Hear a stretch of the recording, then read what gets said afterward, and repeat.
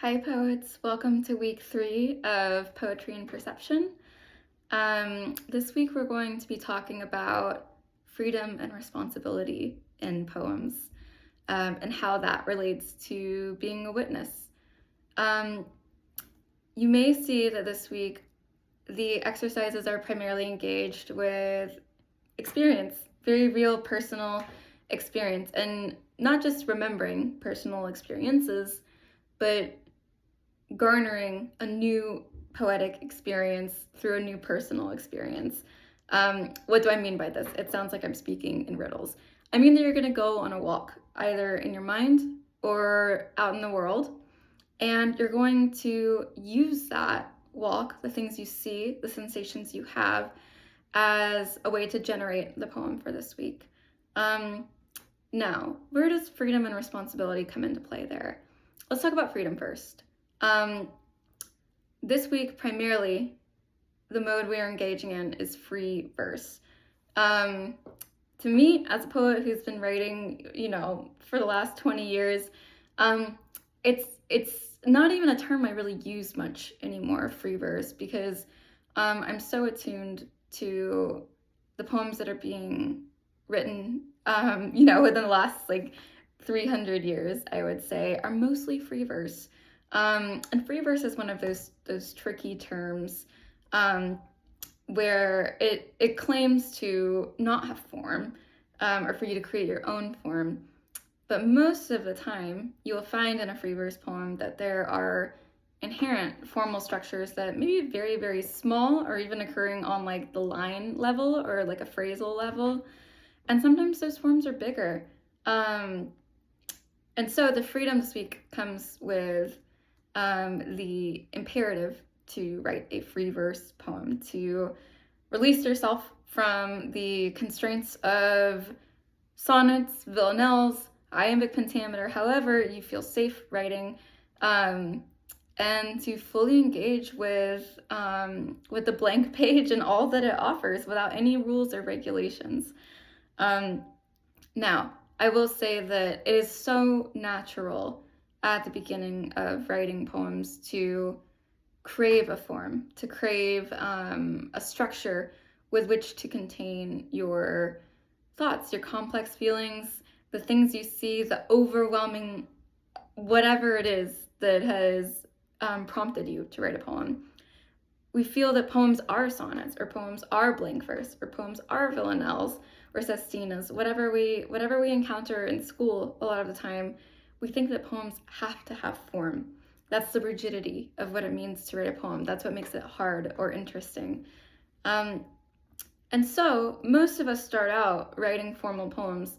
And so this week, if you're not already writing poems that are in free verse, you might be a little scared. You might feel a little bit of a daunting kind of sense coming out when you encounter the blank page and have no sort of guide.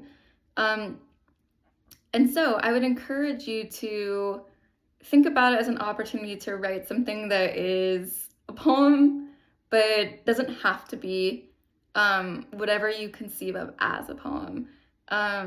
Poetry, in many ways, to me, is a lens through which to look at writing. We pay attention to different things when we think something's a poem, no matter how it looks. We're paying attention to those really, really close particulars. We're paying attention to the things that maybe don't make as much sense as we're used to. And so this week, as you engage in the freedom of writing in free verse, encountering that fear, or sort of that maybe that paralyzing feeling of not knowing even where to begin, when given complete freedom, harness that, use that as a sort of complex but specific emotional place to begin. Writing whatever you want. That's what free verse is.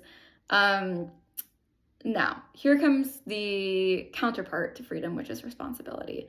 You may see that this week the witness is not just about the freedom to fully take in and to fully give back, to fully sort of translate that experience, but it's also, there's a responsibility to witnessing, right?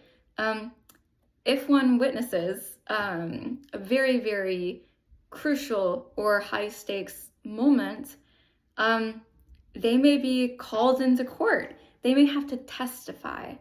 And in order for us to be good witnesses in the world, we then must testify on the page. And testifying requires us to be really, really clear in our observations, to not be false, to state truths, and to provide evidence, to provide sort of a holistic understanding of what we have witnessed. Now, when I say that we can't do anything false in a poem, false to whom, right? False is kind of a strange word. Thinking about truth and falsehood in poetry is not something I normally think about. I think it just means, or at least it means to me, if we are testifying about experience on the page, the truthful version of testifying to that experience means conveying with the exact clarity of intention that you hope for to another. If I wanted to testify something I have witnessed out in the world onto the page, maybe what I've witnessed is I witnessed a rabbit running across a busy highway. And when I experienced that, what I witnessed was a frantic white ball, fluffy white ball, just darting in and out of traffic. It seemed like maybe it was bouncing. It was like kind of a bumpy, almost sort of zigzag beneath the cars and over the road lines and through barriers, and the chaos around that sort of very well-intentioned bunny as it was moving where it should not be. Everyone felt perhaps more frightened even than that rabbit did. Maybe it's because we're all people and we don't want to hurt a bunny. But really, what I witnessed, or what I would have witnessed in that moment, was a real stark contrast between the constructed world of being human and the really, really animal, instinctual world of being a bunny, and those two worlds colliding. I fear I may be getting off topic here, but if that's the event that I witnessed, and I just now sort of talked through what my testimony would be on the page, evaluating to myself after having written it, if that feels like the most accurate way of describing the experience that I had, what I saw. Everything we choose to put into a poem, everything we choose to recount from an experience or a memory, is in some ways making a choice not to include other things. There's infinite ways to describe the same thing. And so in order to be responsible to your poem, and to do so truthfully, that truth is totally dependent on your own evaluation and intention of what you hope a reader sees from that moment. So that's the freedom and the responsibility. They are two things that I think sometimes, if we engage too much in the poetics and the ethics of the critical nature of what a poem can do, should do, ought to do, it bars us in some ways from fully exploring the joy of just letting the poem occur on the page, witnessing the poem unfold.